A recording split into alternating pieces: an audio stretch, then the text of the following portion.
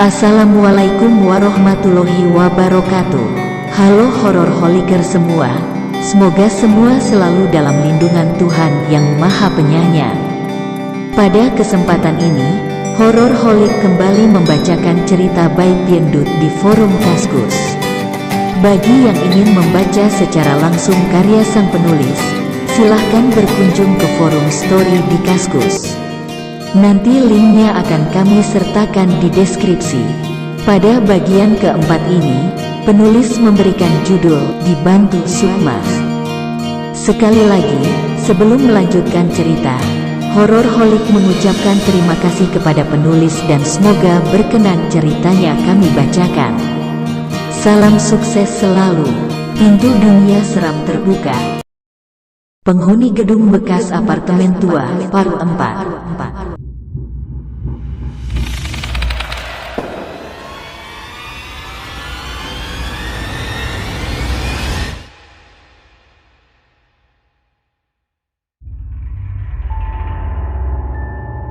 Mendengar perkataan temannya, Della hanya mengangguk.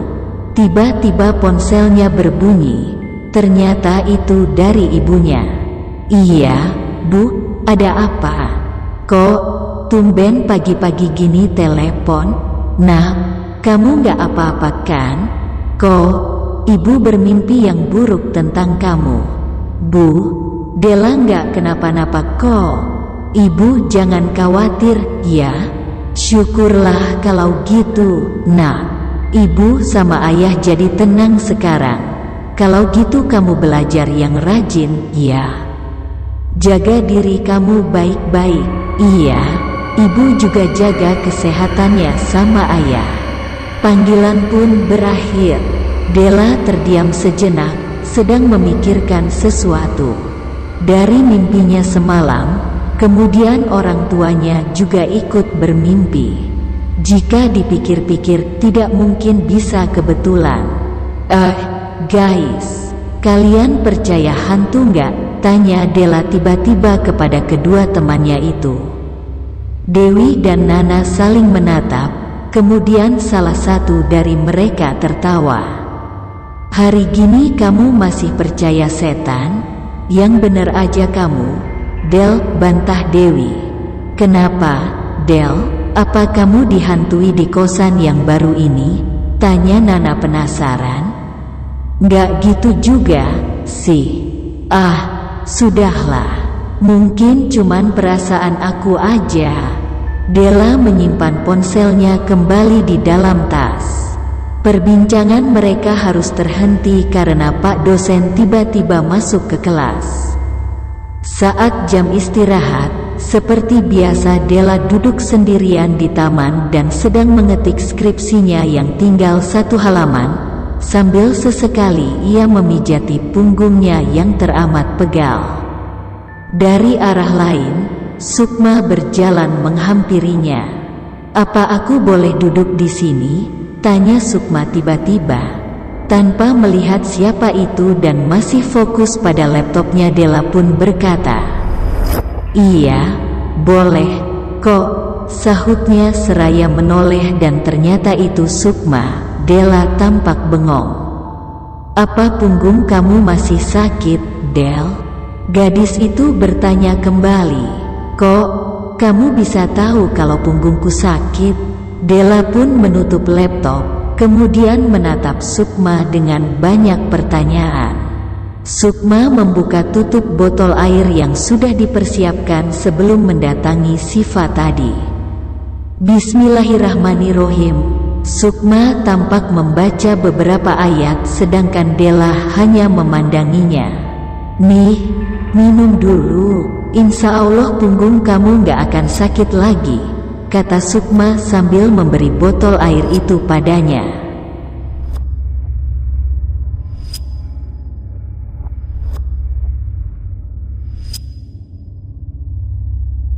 Meskipun tampak bingung, tetapi Della tidak menolak pemberian Sukma. Dia langsung meminum air itu perlahan-lahan, sesekali sorot matanya menatap Sukma yang berwajah cemas. Beberapa saat kemudian, rasa sakit yang dialami Della sejak pagi tadi berangsur hilang. Sosok anak kecil yang duduk di atas punggung Della merayap turun, sorot matanya yang hitam menatap ke arah Sukma. Sosok itu mendesis, memperlihatkan taringnya. Dia tampak marah pada Sukma, tetapi sayangnya gadis itu bukan tandingannya. Akhirnya, dia memilih pergi dan menghilang layaknya asap. Sukma, terima kasih, ya. Punggungku sudah nggak sakit lagi. Sebenarnya ini air apa? Tanya Della seraya mengejutkan Sukma. Sukma tersenyum. Del, kamu tahu nggak apa yang dibicarakan orang-orang tentangku? Tanya Sukma sebelum menjawab pertanyaannya. Della tak menjawab. Sebenarnya dia tahu bahwa orang-orang di sekitarnya menganggap Sukma kurang waras. Pasalnya, gadis itu sering berbicara sendiri, atau tiba-tiba marah dan menangis dengan alasan yang tidak jelas. Namun, Della merasa tidak sopan jika langsung mengutarakan pemikirannya itu. Meskipun Della tidak menjawab pertanyaan Sukma, gadis itu pun sudah bisa merasakan. Della, kamu tahu anak indigo, nggak? Tanya Sukma tiba-tiba. Indigo, ya. Della berpikir sejenak. Bukannya itu orang yang memiliki indera keenam atau kekuatan supranatural yang bisa melihat makhluk halus? Bener nggak? Pungkas Della. Iya, bener, Del. Aku termasuk contoh anak indigo itu, kata Sukma. Mendengar perkataannya, Della langsung terkejut dan menutup mulut. Yang benar kamu, jadi kamu benar-benar bisa melihat mereka, hantu? Tanya Della makin penasaran. Sukma mengangguk. Ada satu hal lagi yang ingin aku sampaikan padamu, Del. Sebenarnya yang ngebuat punggungmu terasa berat itu adalah arwah anak kecil yang berumur 5 tahunan. Dia minta gendong sama kamu, Del, ujar Sukma menjelaskan.